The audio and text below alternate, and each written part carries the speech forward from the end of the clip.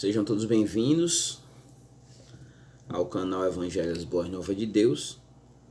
E hoje, quero abordar com vocês a lição 7 da CPAD, Aviva a Tua Obra, que inclusive é o título do livro do Charles Spurgeon, caso eu não esteja enganado. E a lição fala sobre avivamento, E nessa lição 7 vai especificar especificamente o avivamento na vida de Estevão. Divide-se em 3 tópicos. O primeiro tópico aborda o testemunho de Estevão. O segundo tópico, a preciosa morte de Estevão, é o título. E o terceiro tópico, o avivamento no sofrimento, Eu tracei um roteiro aqui para a gente abordar, mas primeiro eu gostaria, antes de seguir um roteiro que eu preparei aqui, a partir da lição, para você que é professor, ou que é aluno, quer se aprofundar mais. Primeiro eu acho necessário que se entenda até chegar a Estevão, que serão 2 capítulos, o capítulo 6 e o capítulo 7. Vai trazer Estevão para a história da igreja e vai fazer todas as observações com referente à sua vida, trazer esse panorama da sua vida como um cristão, sua história. Vai trazer sua história. Mas primeiro eu acho que a gente tem que chegar até o capítulo 6, Então eu tracei aqui uma síntese para a gente chegar até lá. A primeira coisa que você vai ver, o capítulo 1, quando nós vamos para o capítulo 1, nós vamos ter a introdução, onde vai trazer uma retrospectiva do livro anterior, que é o livro de Lucas. Atos e Lucas são 2 livros que são um livro só, poderíamos dizer assim, com o intuito de Lucas.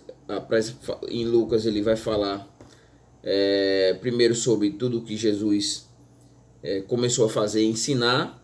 Você já vê isso no versículo 1 de Lucas, de Atos 1. E depois até Jesus ir aos céus e dar início à história da igreja. Você vai ver a ascensão de Jesus no versículo 9 do capítulo 1. Depois de dizer essas coisas, ele foi elevado às alturas, enquanto eles olhavam e uma nuvem o encobriu de seus olhos. A ascensão de Jesus, Depois você vai ver do versículo 15, até o versículo 26, a escolha de Matias para completar os 12 apóstolos e substituir Judas Iscariotes, que tinha traído Jesus e tirou a própria vida. No capítulo 2, você vai ver que há o Pentecoste, a descida do Espírito Santo. Ali, quando o Espírito Santo desce ali, acontece um movimento e Pedro dá início ao seu discurso, a partir do versículo 14 até o versículo 36, onde você vai ver do versículo 37 até o 47 desse discurso as primeiras conversões, Abordar aqui o versículo 41, que especifica exatamente isso. E desse modo, os que colheram a sua palavra foram batizados, e naquele dia juntaram-se a eles quase 3.000 pessoas. Então, veja, a igreja começou a crescer, 3.000 pessoas se juntam aos apóstolos, aos cristãos, E aí nós chegamos ao capítulo 3, onde vai acontecer um milagre, a cura de um aleijado por Pedro e João, e onde você vai ver no versículo 6, o versículo chave, poderíamos dizer, né, do texto. Pedro toma a palavra e disse assim: não tenho prata nem ouro, mas o que tenho eu te dou, em nome de Jesus, o Nazareno, né? E pegando pela mão direita, levantou imediatamente os pés e tornozelo do homem se firmaram, né? E daí ele vai dar início, a partir do versículo 11 até o 26, novamente um novo discurso, né? O capítulo 4, no capítulo 4, você já vai ver que Pedro e João serão levados ao Sinédrio, né? Que seria a corte judaica para julgar, né? Situações civis e religiosas, seria que compõe ali as autoridades do judaísmo, né?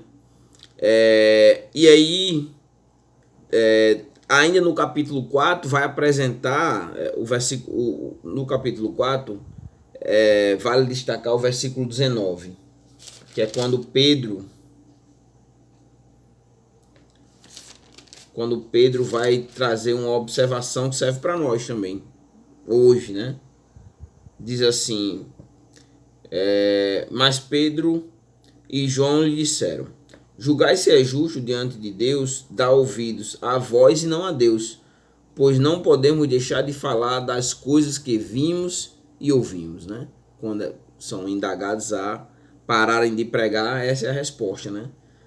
Vão obedecer quem? A vocês ou a Deus, né? E aí, no capítulo 4 ainda, você vê a generosidade dos primeiros cristãos, né?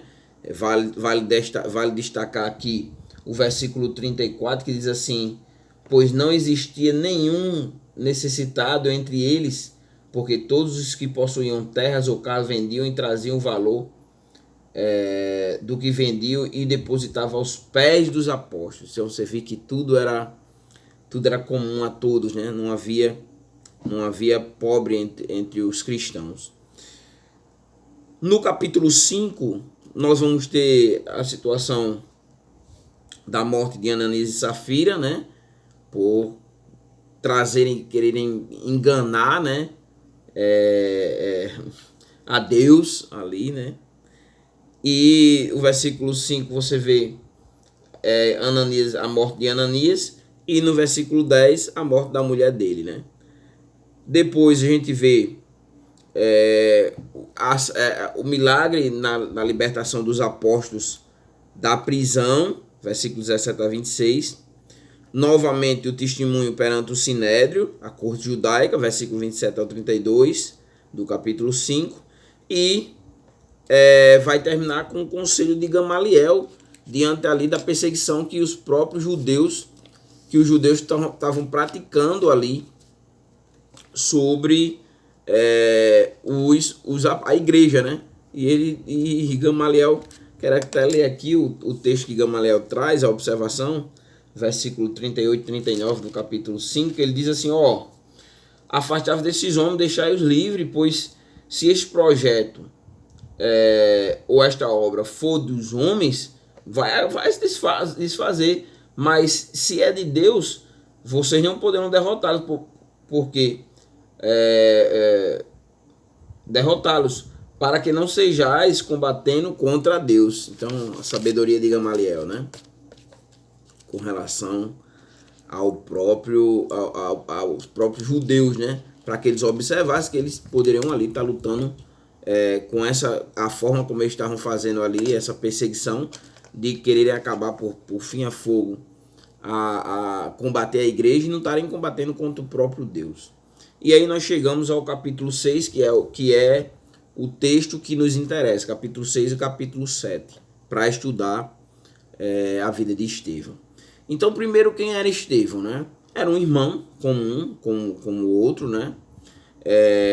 Mas que o texto vai descrever aqui, vai trazer algumas características de Estevão. O versículo 3 diz assim: Portanto, irmãos, escolhei entre vós 7 homens. Agora nós vamos ver aqui vamos ver como os irmãos descreviam Estevão, né?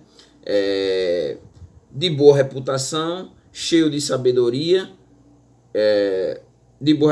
cheio do Espírito Santo e de sabedoria, sábio, né? E o versículo 6, ainda, o versículo 5 ainda diz assim: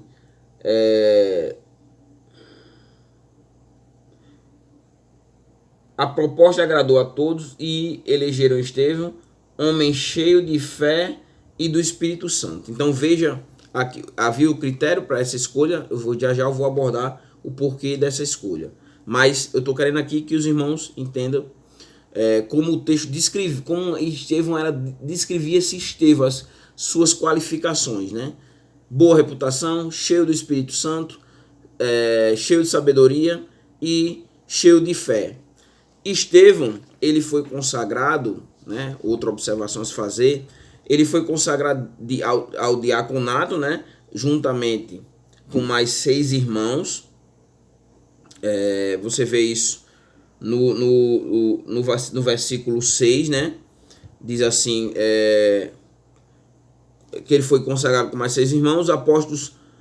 Os apóstolos, após horários, consagraram com a imposição das mãos. Então Estevão é consagrado a diácono, né?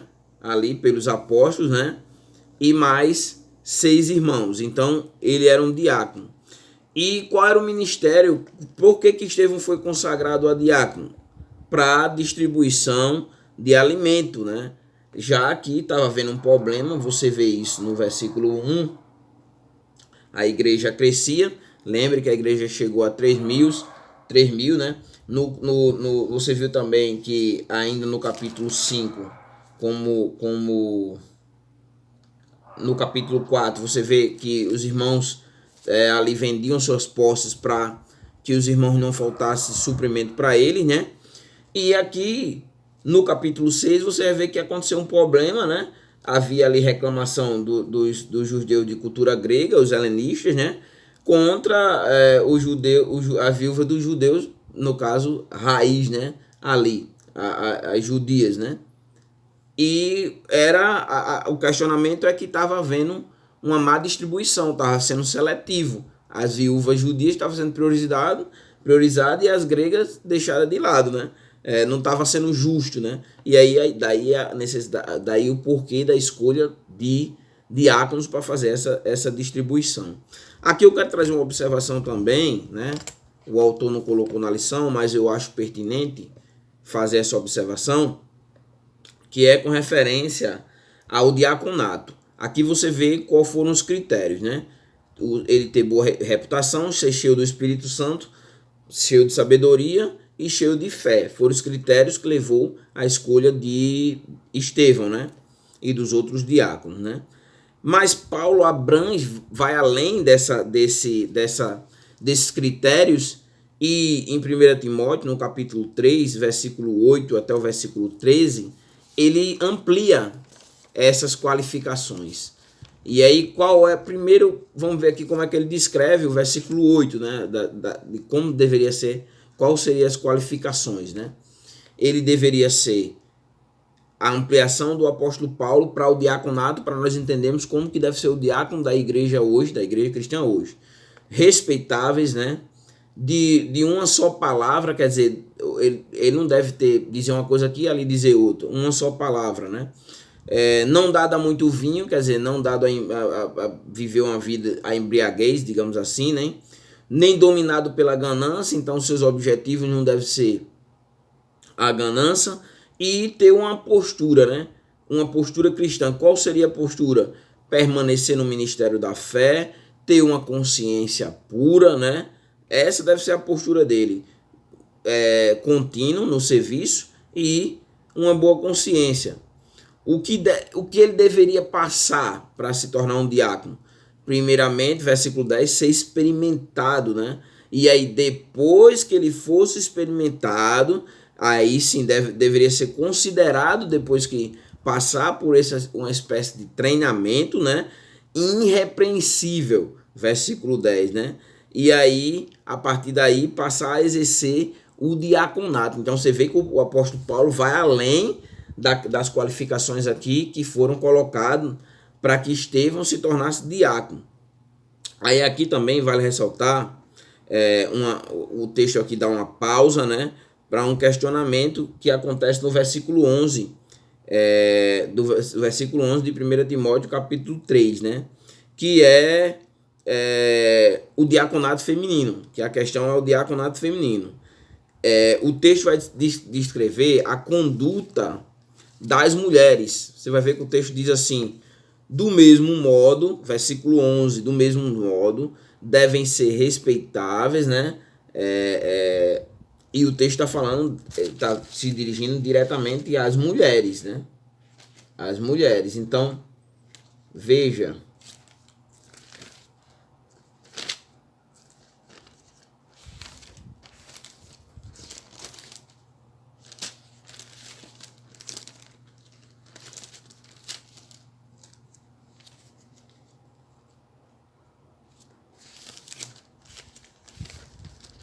1 Timóteo, capítulo 3, e o versículo 11. Vai dizer assim: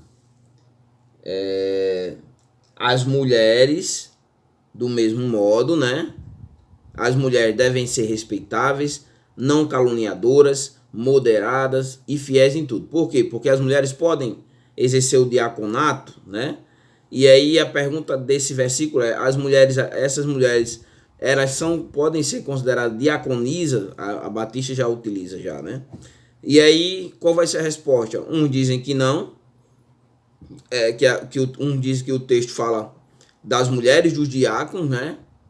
E outros dizem que eram mulheres que se viam como diaconisas, né? E aí, para você ter ideia, eu quero trazer aqui dois autores que defendem isso, que é o Jim Swagger, né? Bastante conhecido. O Jim Swagger. E o outro é o próprio John MacArthur. Defende essa concepção.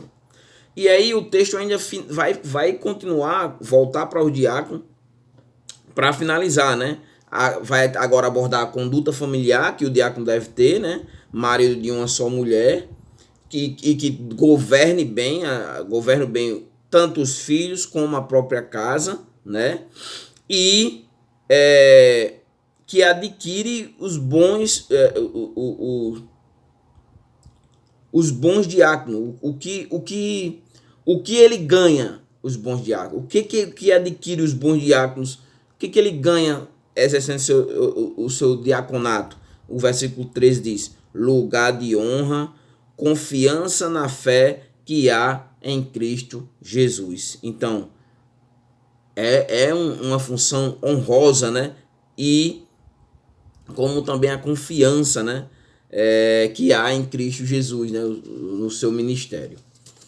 E aí nós chegamos vamos observar a primeira parte, né? Da lição. A primeira aparição que nós vamos ter de Estevão vai ser na escolha diaconal. Até então não se via Estevão. Então ele aparece exatamente na escolha dos 7 diáconos, né? Atos capítulo 6, o versículo 3. O versículo 3 quando seleciona a missão da igreja, né? O texto vai trazer a missão da igreja, que eles deveriam escolher entre eles 7 homens, né? E que essa proposta dessa escolha, devido ao problema que estava havendo com as viúvas, né? Agradou a todo mundo se agradou, né? E é onde eles vão eleger Estevão. As características de Estevão: de homem cheio de graça, de poder, que realizava feitos extraordinários. O versículo 8 do capítulo 6, né? Vai mostrar exatamente isso, que ele era um homem cheio de graça, de poder, aqui o texto já vai destacar Estevão dos outros, né? Os outros vão ser apresentados, no entanto, o texto reserva os outros diáconos e vai focar em Estevão, né? E vai trazer essas características mais específicas voltadas para Estevão, né, nesse primeiro momento aqui, que era um homem cheio de graça, de poder, e que realizava feitos extraordinários ali, né? E grandes sinais entre o povo. E isso aqui, e essa parte, a gente poderia fazer uma conexão direta com o texto de Marcos, em cima das promessas do que Jesus fez para os seus discípulos. Marcos 16 e o versículo 17 e 18 diz: e estes sinais acompanharão os que creem, em nome expulsarão demônios, falarão novas línguas, pegarão em serpentes, se beberem alguma coisa mortífera, não lhes farão mal algum, implorarão as mãos sobre os enfermos e eles serão curados. Exatamente as coisas que estavam acontecendo na vida de Estevão, então podemos dizer que é um cumprimento aqui, né? Só que aí o que acontece? Quando Estevão começa a pregar, Estevão se destaca também exatamente em cima do que seria a missão dos apóstolos. A missão dos apóstolos seria, eles estavam escolhendo diáconos para que eles pudessem ter liberdade de pregar. Só que aqui nós vemos Estevão exercendo exatamente a pregação como um evangelista, né? E aí vai se levantar uma oposição contra ele, o versículo 9, né? E aí quem era essa oposição que se levantou contra Estevão? Capítulo 6, versículo 9. O texto diz assim: se levantaram, porém, alguns da chamada sinagoga dos libertos, dos sirineus, dos alexandrinos, da Cilícia e da Ásia, e começaram a discutir com Estevão. Vamos ver aqui, primeiro, vamos dividir esse versículo aqui em partes para entender. Primeiro, da sinagoga dos libertos. Quem era? Esses eram descendentes de escravos que foram capturados, mais precisamente por Pompeu, em 63, Pompeu romano, né? Em 63 a.C., e foram levados para Roma. Só que depois de um tempo, eles foram libertos, né? E formaram uma comunidade judaica. Então, primeiro, a oposição que se levantou, primeiro, o da sinagoga dos libertos. Dos sirineus, quem eram esses sirineus? Eram homens de Cirene, né? Essa cidade ficava no norte da África, né? E nós temos um caso especial, né? Que o homem, por exemplo, que ajudou a Jesus a carregar a cruz, né? Era exatamente de Cirene. Você vê isso em Lucas, no capítulo 23 e o versículo 26, só para fazer referência a mais esses aqui, né? Dos libertos, da sinagoga dos libertos, dos sirineus e dos alexandrinos, né? A Alexandria, que era uma das cidades mais importantes dentro, Alexandria e Antioquia foram dois locais importantes para a história da igreja, né? A Alexandria ficava na África, perto ali da boca do rio Nilo, né? O próprio Apolo também era de Alexandria, Atos 18, 24, né? E a outra parte é Cilícia e Ásia, né? Era o quê? Uma província romana, né? Que se situava na Ásia Menor, hoje poderíamos dizer que é a atual Turquia, e Tarso, que era a cidade do apóstolo Paulo, também ficava na Cilícia. Então você vê que era um grupo de judeus que vão se levantar exatamente contra Estevão. E aí qual era o objetivo, né, dessa coalizão judaica, poderíamos dizer assim, nesse levante contra Estevão, devido ao versículo 8, ele ser um homem cheio de graça, de poder, estava realizando feitos ali extraordinários e grandes sinais. Nós vemos que antes também o próprio Pedro e João também realizaram ali, dando continuidade. Então, com a morte de Jesus, esperava-se que tudo aquilo cessasse, mas não foi o que aconteceu. Deu-se continuidade, daí os judeus entraram em polvorosa e o próprio Gamaliel chegar a trazer para os judeus ali um conselho que talvez ali eles estivessem lutando contra o próprio Deus. Então eles se levantam para debater, né, contra Estevão. Só que aí o que acontece? Nesse debate, né, Estevão vai se sair melhor do que eles. É o que o versículo, o capítulo, agora nós chegamos já, é exatamente o que o versículo, você vai ver que o versículo 10 vai nos trazer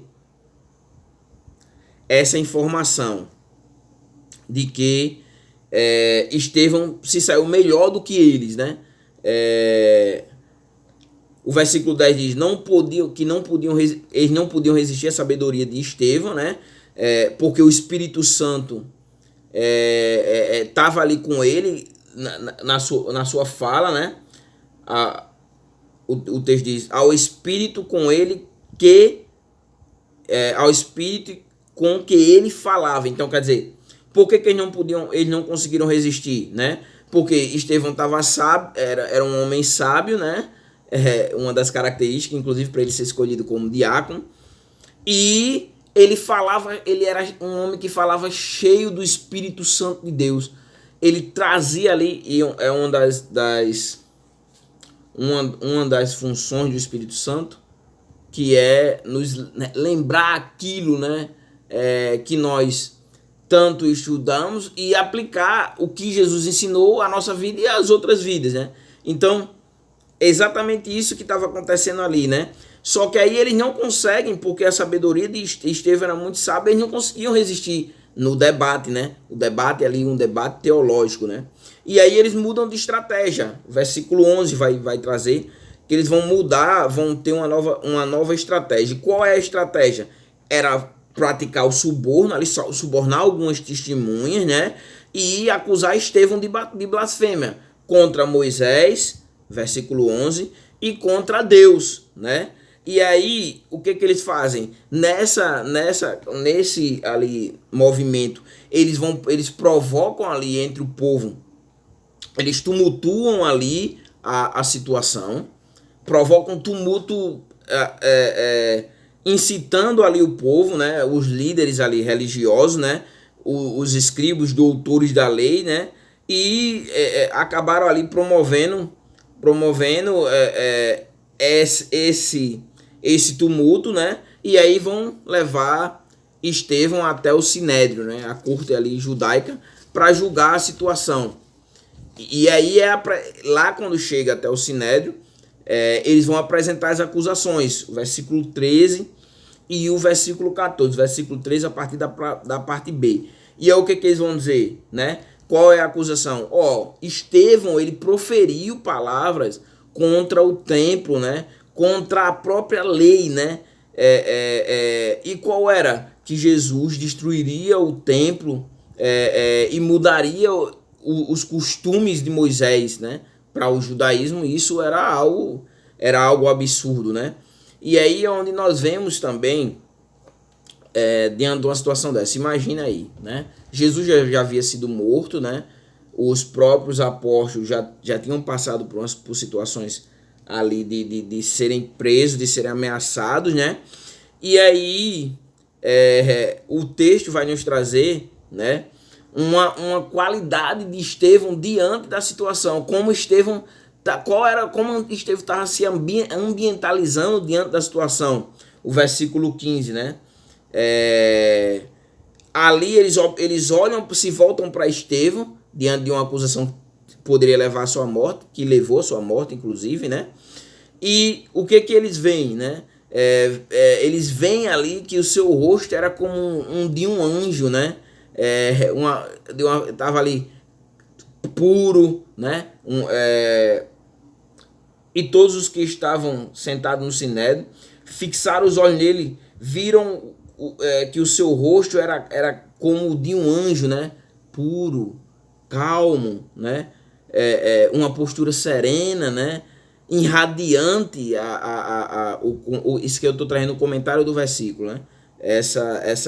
Ele como com um rosto de um anjo, né? E aí os comentários dizem que essas características seria que ele tinha um rosto puro, estava calmo, sereno, irradiante, né? Irradiava ali a presença de Deus. E aí, depois das acusações, né, o Sinédrio vai dar a oportunidade de Estevão apresentar a sua defesa, né? O versículo 1 vai dizer, inclusive, assim: então o sumo sacerdote perguntou, isso é verdade? E aí Estevão vai apresentar toda a sua defesa, né? E aí aqui que dá para fazer uma observação, né?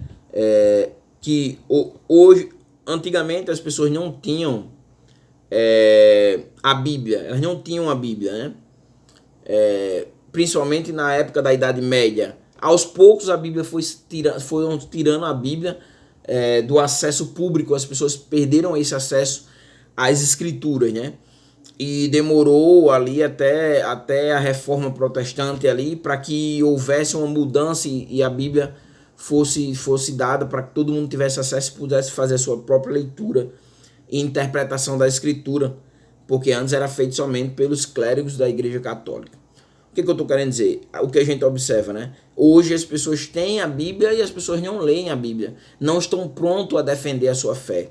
E o que a gente vai ver aqui com Estevão é ele apresentando uma defesa de uma forma concreta e fazendo uma abordagem a partir das Escrituras, né?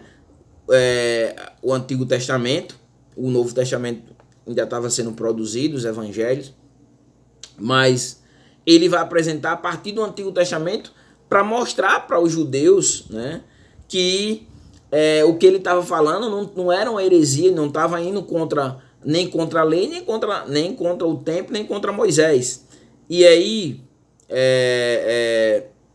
ele vai mostrar o quanto que Israel, vai começar mostrando o quanto que Israel foi abençoado por Deus. E aí ele vai começar primeiro na vida de Abraão, né, que Deus guiou Abraão até Canaã, né? Versículo 1 ao 4, prometeu a terra por herança, né? Versículo 5 ao 7 do capítulo 7, né? Deu a eles o selo da circuncisão, deu a Isaac, né? Deu Isaac como herdeiro da aliança, né? Então essas bênçãos a partir de Abraão. Mas aí quando Estevão vai, logo em seguida Estevão sai de Abraão, entra em José e vai mostrar as bênçãos de Deus na vida de José, que Deus protegeu José no Egito, Deus promoveu José a ministro no Egito. Veja o quanto Deus abençoou o povo. E aí ele deixa José, ele já entra na vida, ele segue uma progressiva, né? Aí ele vai para a vida de Moisés. Aí começa com os primeiros 40 anos iniciais de Moisés no Egito, que Deus o havia abençoado, Deus o havia promovido. Os 40 anos no deserto do Sinai, Deus preparou Moisés, né, ali. E aí os últimos 40 anos de Moisés, Deus o capacitou, capacitou Moisés ali para tirar o povo, né, para promover ali, mudar a situação do povo, né. Então você vê que Deus ele promoveu Moisés, Deus preparou Moisés, né, Deus capacitou Moisés, isso tudo para mostrar ao povo o quanto eles eram abençoados, né. Só que aí Estevão entra numa área, depois que Estevão traz todo esse panorama, Estevão vai agora trazer as acusações, né, vai apresentar a infidelidade de Israel a partir do versículo 39 até o 53.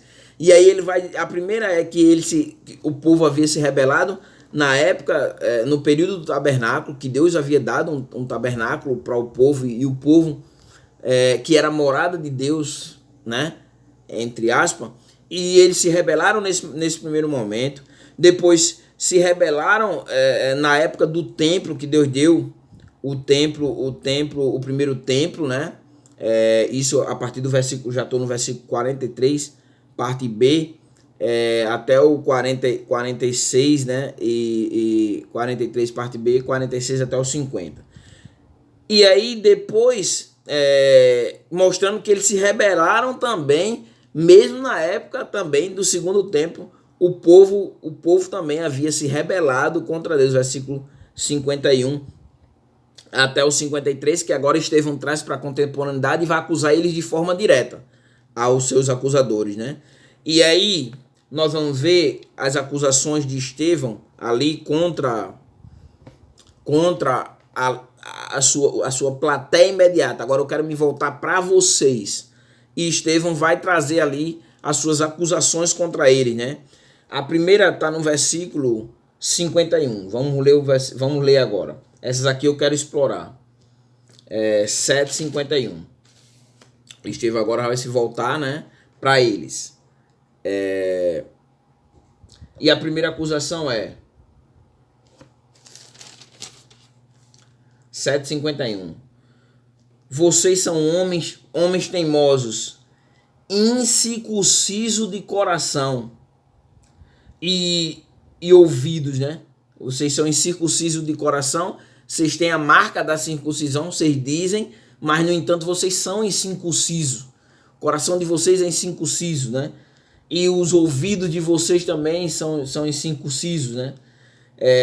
E por que isso?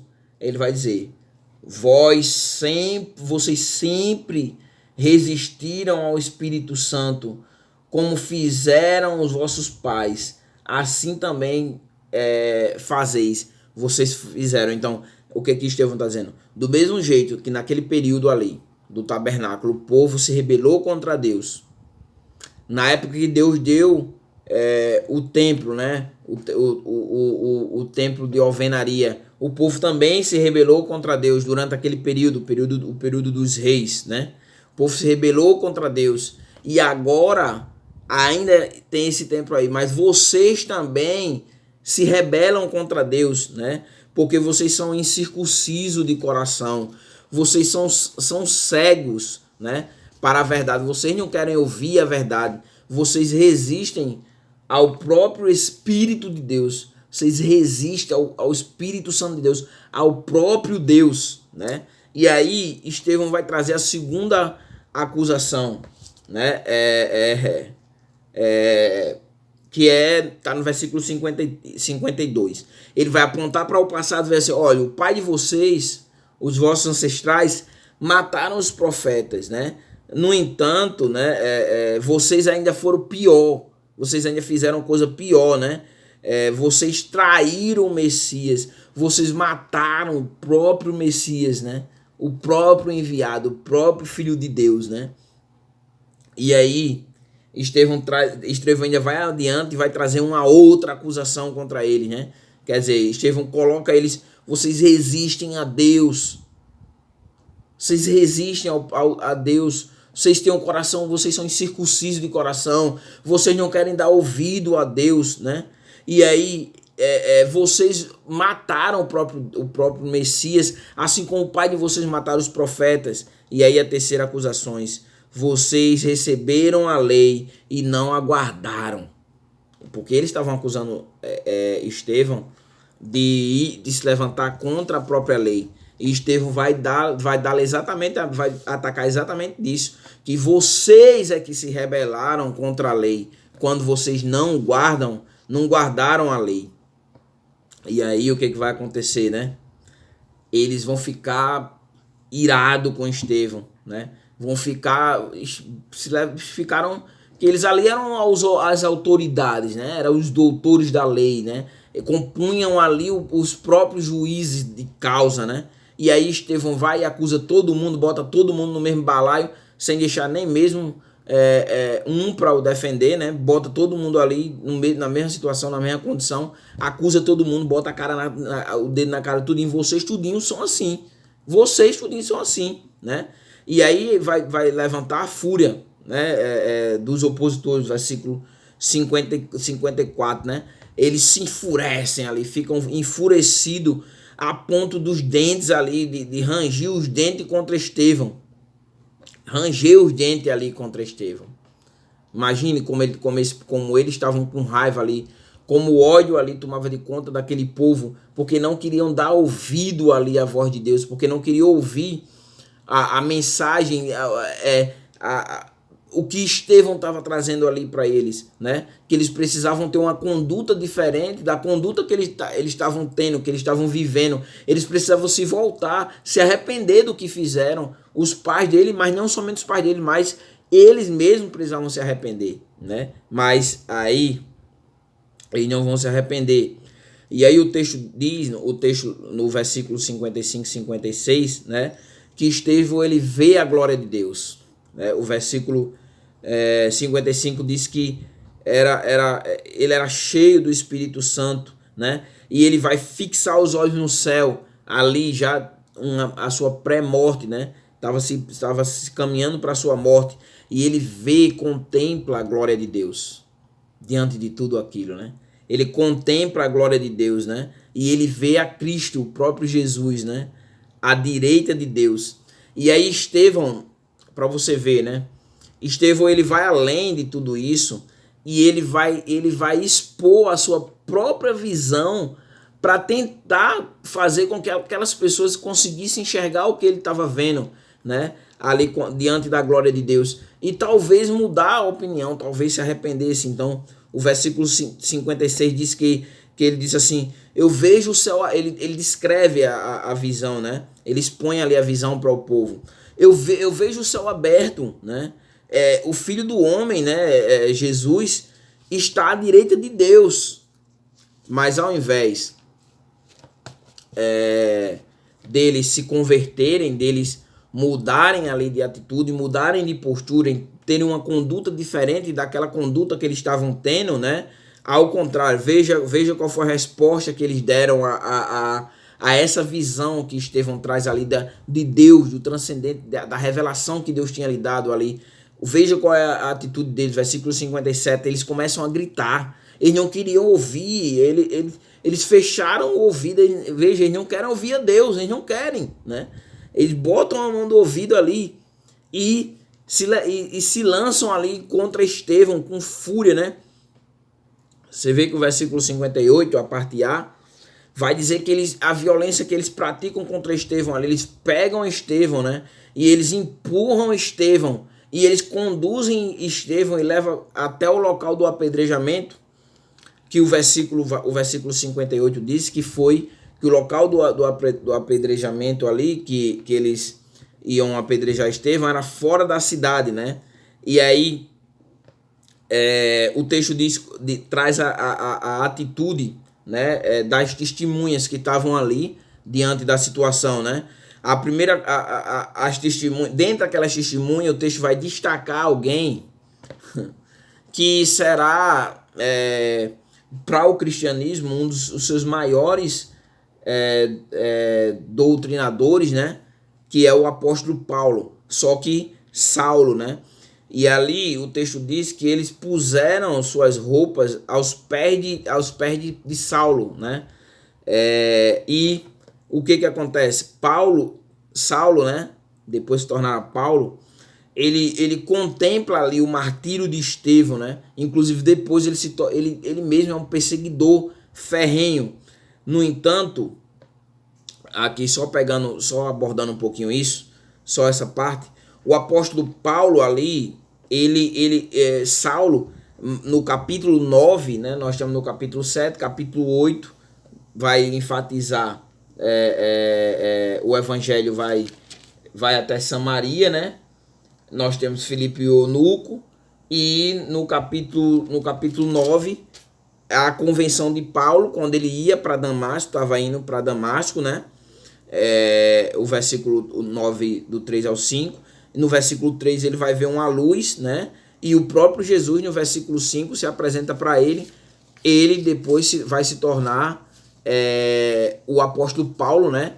O maior de todos os apóstolos, o doutrinador da igreja, né? E alguém que levou o evangelho na sua época, teve uma abrangência a ponto de não ter mais campo e querer ir até a Espanha, o apóstolo Paulo. E aí depois que o apóstolo Paulo diz Saulo, né, ainda depois ele vai se tornar, vai mudar o nome, vai se tornar o apóstolo Paulo.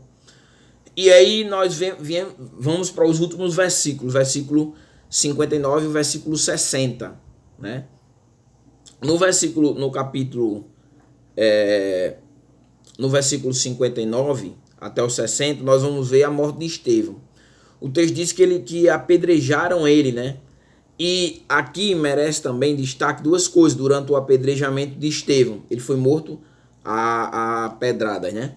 Merece destaque duas coisas. Estevão ele vai fazer duas orações. Uma primeira oração ele faz por si mesmo, né? Ele pede a Jesus que receba o seu espírito, né? Ele vai pedir a Jesus que receba o seu espírito. Versículo 59, Senhor, recebe o meu espírito. E aí ele faz uma segunda oração no momento do seu martírio ali, né? Que ele vai orar por seus inimigos. Ele diz assim, o texto diz assim, Senhor, não lhes atribua este pecado, né? E aí nós podemos, primeiro, ele também faz um paralelo com Jesus. Jesus também fez essa mesma oração em João, no capítulo 19, versículo 30. E também, com relação aos inimigos, Jesus faz a mesma coisa em Lucas, capítulo 26, 23 e versículo 54. E aí o que acontece? A sua passagem, né?